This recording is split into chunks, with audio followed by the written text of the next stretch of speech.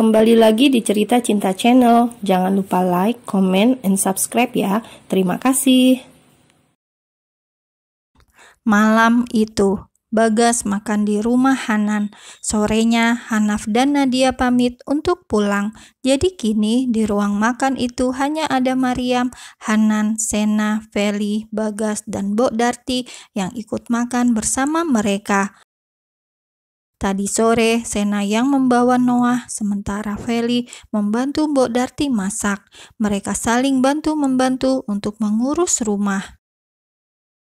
Bagas, kamu menginap di sini saja, Nak. Di luar hujan deras, pasti susah lihat jalanan, ucap Mariam setelah mereka semua menyelesaikan makan malam.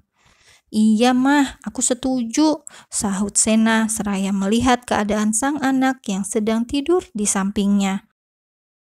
Noah tidur di tempat tidur portable miliknya, tempat tidur kecil yang bisa dibawa kemana-mana. Bagas kan laki-laki, Mah, hujan bukan hambatan untuknya, jelas Hanan yang ikut buka suara. Tapi kalau Mama memaksa, aku akan menginap, sahut Bagas cepat.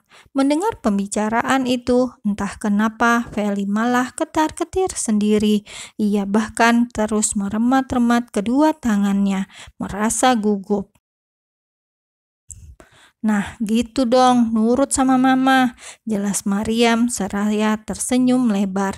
Ia memang senang sekali jika rumahnya nampak ramai seperti ini. Tapi entah kenapa Hanaf malah mengajak Nadia untuk pulang. Selesai makan malam, para perempuan masih berbincang di ruang tengah. Sementara Bagas melaporkan beberapa penemuannya pada Hanan tentang penyelidikannya pada sang presdir Hanaf. Ternyata pengacara mendiang sang ayah sudah pindah ke luar negeri. Bahkan setiap bulannya Hanaf mengirimkan sejumlah uang untuk pengacara itu. Dari data yang mereka peroleh, nampak ada persekongkolan antara Hanaf dan pengacara itu, apalagi kalau bukan tentang surat wasiat sang ayah. Bagaimanapun caranya, buat si tua bangka itu kembali ke Indonesia. Aku akan membuat perhitungan dengannya.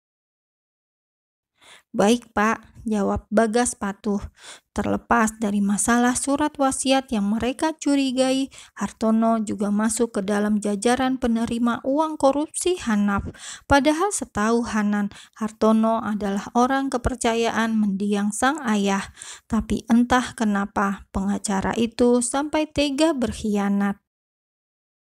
Jam 9 malam lebih sedikit. Semua orang rumah memutuskan untuk beristirahat. Noah sudah berada di dalam kamarnya sendiri bersama Feli, sementara Sena menunggu kedatangan sang suami di dalam kamar. Menggunakan lingerie tipis berwarna hitam, Sena duduk di atas ranjang dan bersandar. Menunggu hingga dilihatnya pintu kamar itu terbuka. Hanan masuk dan langsung menatap lekat ke arah sang istri. Tersenyum menyeringai, Hanan mengunci pintu itu, lalu berjalan menghampiri Sena. Duduk di sisi ranjang, memperhatikan Sena yang tersenyum malu. Mana blekatnya? Tanya Sena dengan suara yang mendayu-dayu. Ia bahkan menggunakan jari telunjuknya untuk membuat lukisan abstrak di atas dada bidang sang suami. Sen, teriaknya gemas. Gadis nakal, timpal Hanan lagi, lalu menyerang sang istri. Sena menyambutnya tak kalah antusias. Ia bahkan langsung mengangkat tubuh kecilnya hingga duduk di atas pangkuan sang suami. Malam itu, Sena kembali menjelma menjadi seorang sugar baby.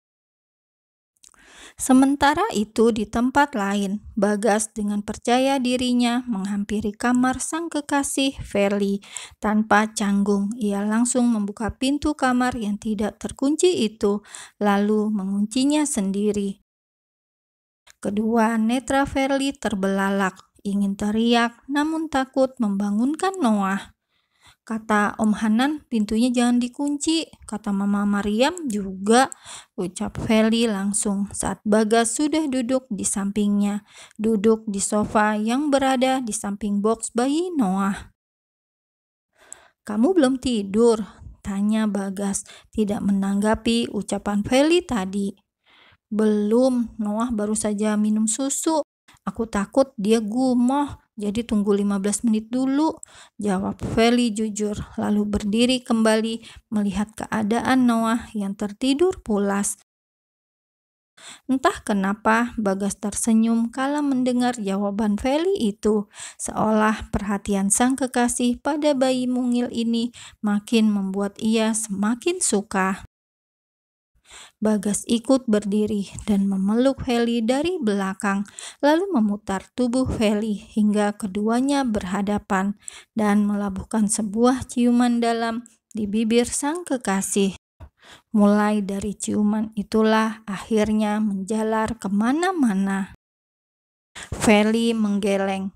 "Jangan," katanya, dan mendengar itu Bagas tersenyum kecil. Tak mungkin juga ia melakukan itu di sini, di kamar Noah, kamar anak sang tuan. "Aku tidak akan melakukannya, percayalah padaku," jujur Bagas. Ia memeluk Feli erat, mengatakan tentang perasaannya melalui pelukan itu. Bagas memang tak suka berkata-kata. Melalui perbuatannya, ia ingin Feli tahu bahwa ia menyayanginya, tulus ingin memulai sebuah hubungan. Feli hendak membalas pelukan itu tak kalah eratnya. Namun niatnya terhenti seketika ketika ia tersadar akan sesuatu. Matanya membola kala teringat tentang keperawanannya yang tak lagi ada. Buru-buru Feli melepas pelukan itu, mengambil jarak yang cukup jauh dari kekasihnya. "Jangan, Mas," lirih Feli. Melihat wajah Bagas yang kecewa, tentu saja ia merasa bersalah. Tapi Feli tak ingin Bagas akan meninggalkannya jika tahu ia sudah tidak perawan. Selama menjadi kekasih Bagas, ia tak ingin ada kontak fisik karena Feli tahu akhirnya akan berakhir di mana. "Kenapa?" tanya Bagas. Ia kembali mengikis jarak dan mengunci pergerakan tubuh Feli. "Aku belum siap," lirih Feli lagi, seraya menunduk. Namun Bagas tak kehabisan akal. Malam ini ia memang tak ingin menyatu, hanya ingin membuat kenangan indah di malam pertama mereka menjadi sepasang kekasih. Bagas mengangkat dagu Feli hingga tatapan keduanya bertemu. Lagi Bagas melabuhkan ciuman itu hingga membuat Feli ambruk memeluk tubuh Bagas erat. "Ingatlah, kamu adalah kekasihku," ucap Bagas tepat di telinga Feli, dan Feli tak mampu memberikan tanggapan apapun. Keesokan harinya, Hanan masih juga belum mulai bekerja. Sebenarnya ia sengaja terlihat malas-malasan agar pergerakannya untuk menyelidiki Hanaf tak tercium. Hanan bangun lebih dulu. Jangan ditanya kenapa Sena tidak bangun-bangun. Semalam Sena sudah bekerja keras untuk kembali menjadi seorang sugar baby. "Sayang, bangun, aku sudah mengambilkanmu sarapan," ucap Hanan. Tadi ia sudah pula mengambilkan sarapan untuk sang istri. Sena menggeliat, merasa perih di bagian intinya. "Bangunlah, sarapan dulu, habis ini aku mandikan." "Tidak, aku akan mandi sendiri." "Baiklah," jawab Hanan dengan menahan senyumnya. Sena lalu bangkit dan mulai duduk di sana, seraya memegangi selimut agar tidak melorot. Saat itu Hanan menyuapi Sena dengan begitu telaten, lalu meraup bibir sang istri saat ada nasi yang tertinggal di bibir. "Mas, ih, cium-cium terus," kesal Sena sambil terus mengunyah. "Mas sudah makan?" tanya Sena lagi, dan Hanan mengangguk. Ia memang sudah sarapan bersama Bagas tadi.